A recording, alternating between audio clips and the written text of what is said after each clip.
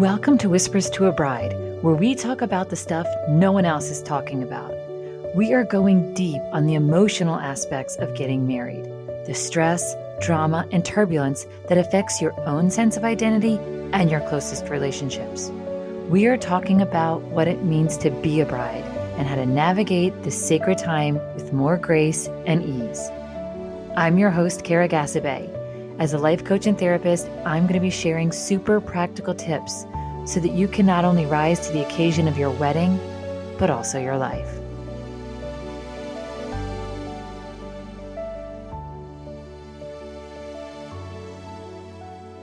Hello, and welcome back. This is Kara, your favorite wedding life coach and therapist to get you through this very beautiful and stressful time in your life.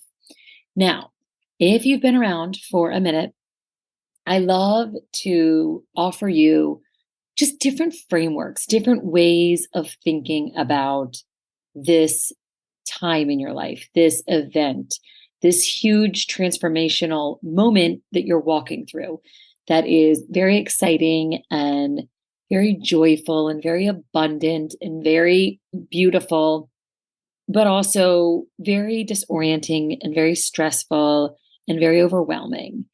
And I think when people try to conceive of like, what's the deal with their wedding? What does it mean? What's it about? What's the point?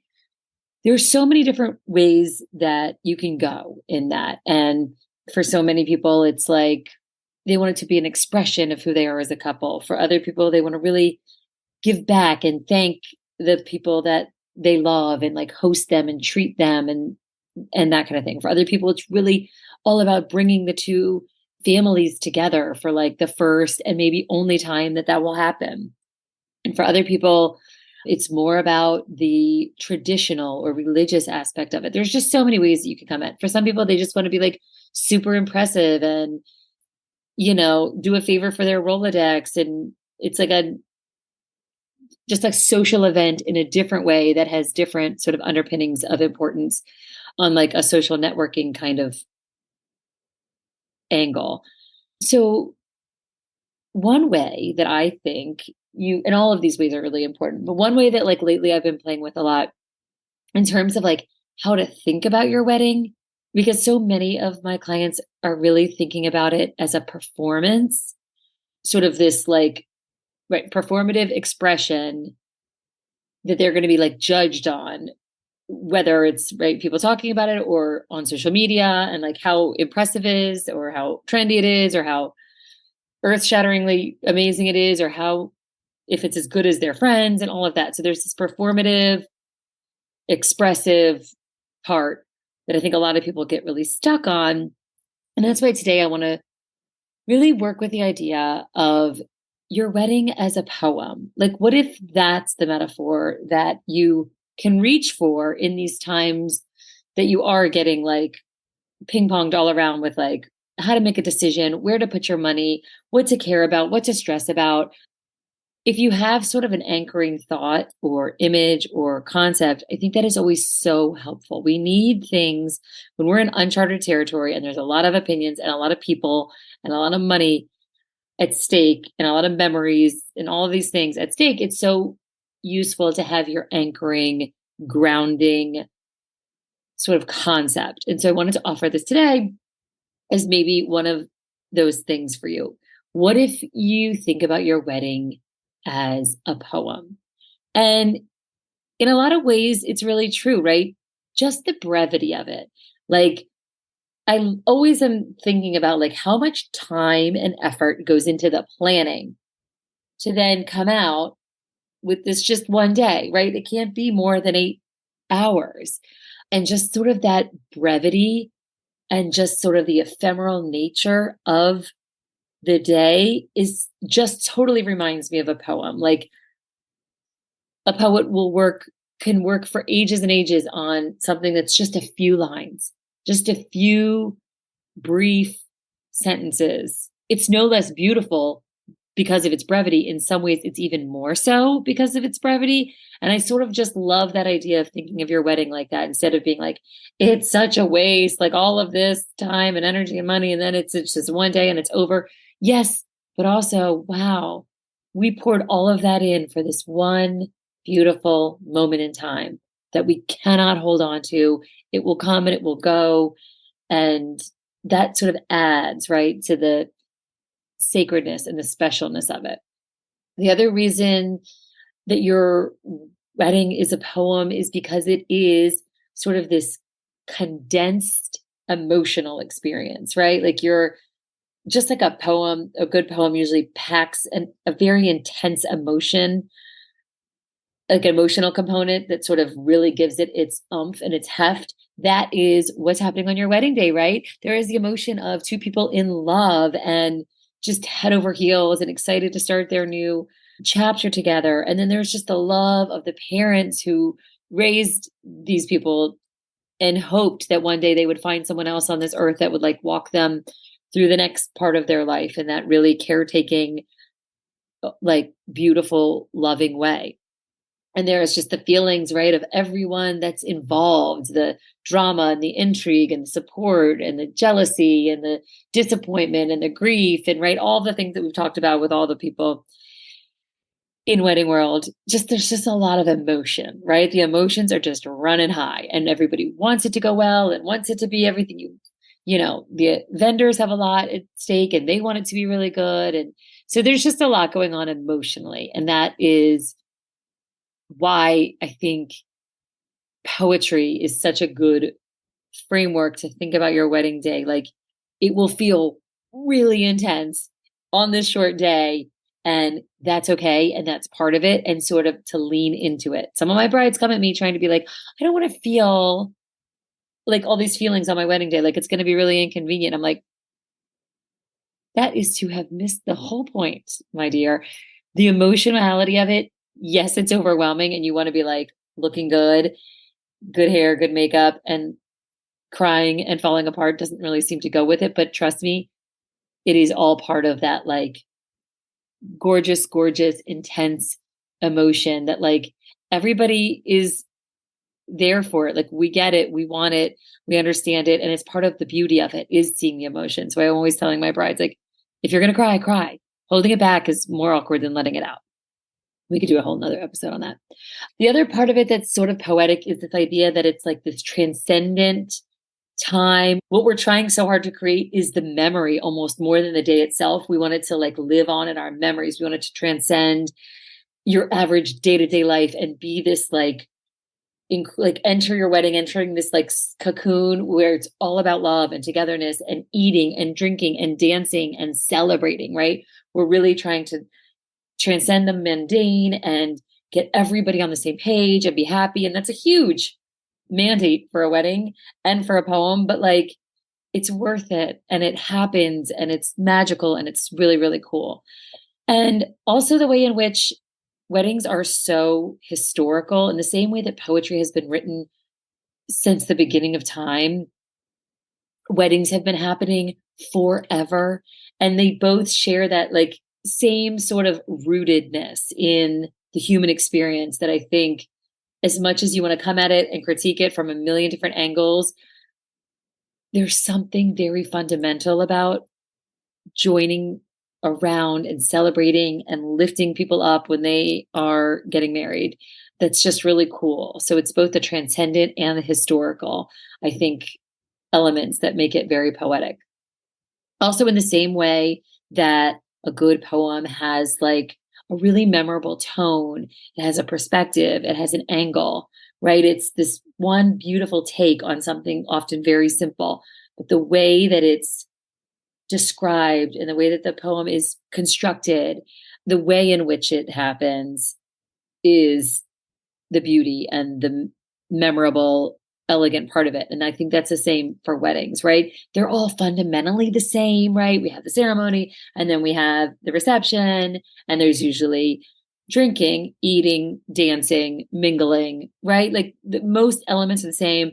We're mostly dressed up and all of that stuff, but like they're all so unique in the exact way that you did it, the tone that you created, the angle that you came at this from, your perspective, right? The way, just the you-ness that you put into it, in the same way that you could read a million poems about one leaf, but like one of them is going to be like so striking and incredible to you.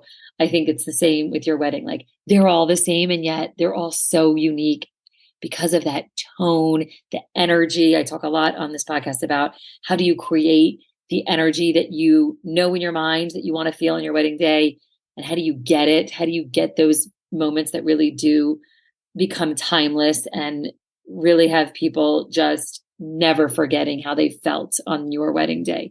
And there's so many things that go into that, but the energy of it all, I think, is very important to keep in mind, and is one of those things that like isn't often on your spreadsheet of to-dos. And it's the one thing that I'm always like, do not forget to tap into how you want the day to feel and what is your responsibility as the bride to encapsulate and embody that feeling and bring it to the space, bring it to the event, bring it to the day so that people can vibe off of your energy and really you do set the tone, which is again a big responsibility, but also a ton of power in that.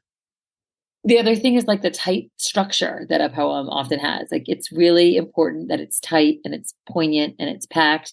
And that's the same for your wedding. Like that is why these timelines are, people are all over the timeline because it's tight. It's just, it's quick. We talked about the brevity, like, and it has this really sort of timeless structure that everybody leans into, right? You don't often see like the dancing and then the ceremony and then the cocktail hour, right? We always do the same order, and it's that rhythm and it's that tight structure that I think is provides that really nice container of familiarity and comfort that often like a poem has too. We kind of know what we're getting into. We see the stanzas. We, you know, that structure is just so comforting. And I think for your wedding, it's the same. And then the other part, I think, the way in which your wedding is like a poem is that it's going to be experienced differently by everybody, right? Like for somebody, your wedding is going to be like one of their toughest days. And that could have nothing to do with you or your wedding, but like what's going on in their life outside of it, but happened to be on your wedding day. For someone else, your wedding is going to be so, so memorable because maybe they met someone there that they're going to carry into their life after your wedding, after your event.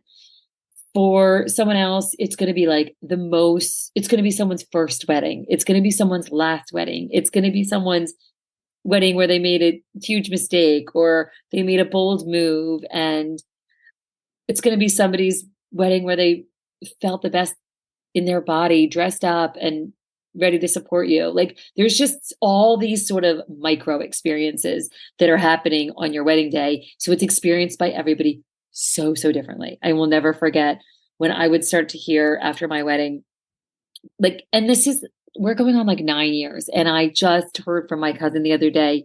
He was like, oh my gosh, your wedding was the first wedding where I could like walk up to the bar and order a drink. And I just will never forget how special it felt to really feel like an adult and part of this scene. And I have a lot of cousins. And so it was really cool, you know, because to hear that perspective and what my wedding meant in his life, right? In his narrative. And it was one of the first weddings he had gone to. And so it's just really cool to think about how just like a poem, some people are going to read it and be like, it doesn't resonate. I don't get it, whatever. And someone else is going to be like, this is the best thing I've ever read. Right. So that idea of the art and science of it, right? Like there are ways in which people study poetry and can see what are the things that are going to contribute to making a good poem good. They're, like we said, the structure and the tone and just all of the sort of grammatical, sort of scientific pieces that will make it the best. But then there's the art of it, right? There's just the artistic quality of it that can almost not be named. It's just, you know it when you see it. And that's the same with a wedding, right? You're going to put together your logistics. You are going to do the math. You are going to figure out the timelines. You are going to logistically do the science of creating all the things that need to happen to put on a good event. And then there's just the love in the room, the vibe, the feeling, the part you can't explain, right? That's the art of it. the part that like you've got to like surrender to and let the day come, let the people come together, see what happens when people do join in a space to celebrate. There's something that like takes over that you can't quite manipulate and control and plan for. And that's the magical part. That's sort of the artistry part of it that is so just special. And the other part, the way in which I really feel like weddings are such poetry is this idea that they're almost like a spell, right? Like a poem in some ways can almost feel like a spell.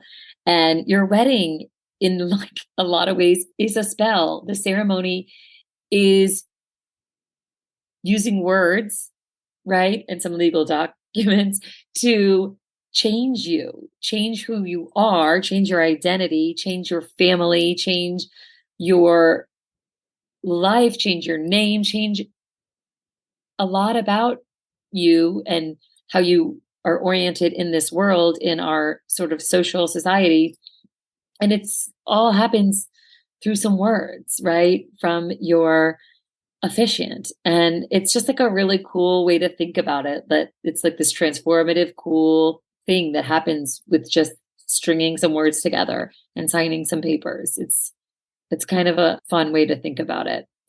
And finally, and I'm sure there's so many more ways in which your wedding is a poem.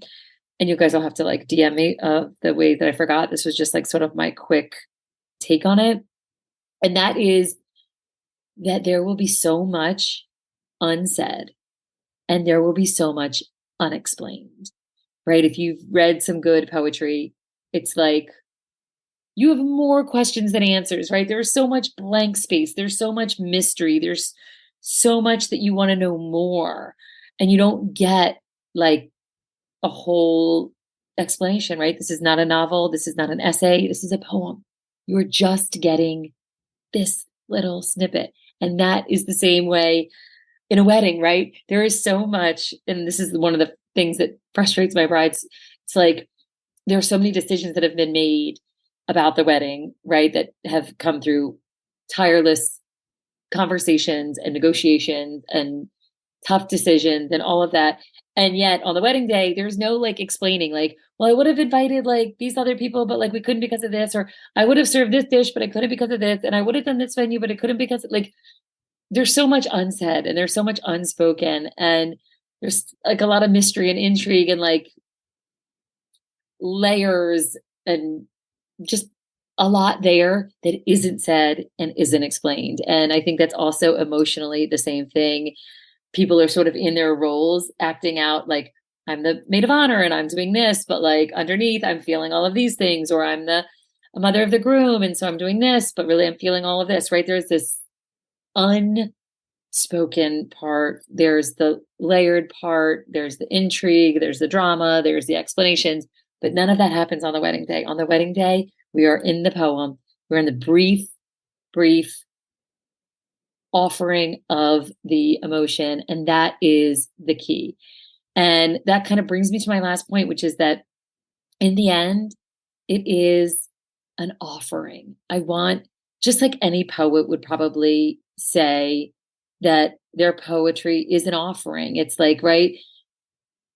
You are in this position, you've been given this inspiration and these words and this talent to do your thing and make your craft and offer it. That's your art and that's your offering.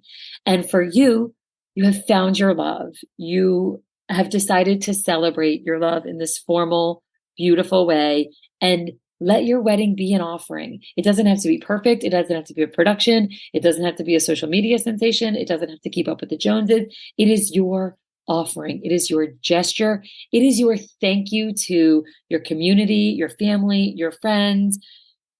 You're just giving back from that energy of abundant love that you have found your romantic partner, you have found your person. There's just this instinct, I think, to give back. And that's what I think weddings are also rooted in some ways, is just this feeling of like, oh my gosh, I've been given everything by finding my person, that now I want to like give something back, and I want to give this party, and I want to invite people into this excitement and this joy and this abundance and this love. And so I think if you can think of your wedding as a poem, as an offering, as a gesture, it's brief, it's intense, it's a lot, but it's really beautiful in its own way. And yeah, so I hope that is helpful. And I'm so excited to hear the ways in which you think of your wedding as a poem or something else, another metaphor. I am wide open to hear your creative ideas. Find me on TikTok and Instagram. And then, of course, jump in here and get your one on one time to like get your head together before you go down that aisle. You will be so glad you did. KaraMoring.com. Until next time, I am wishing you nothing but bridal bliss.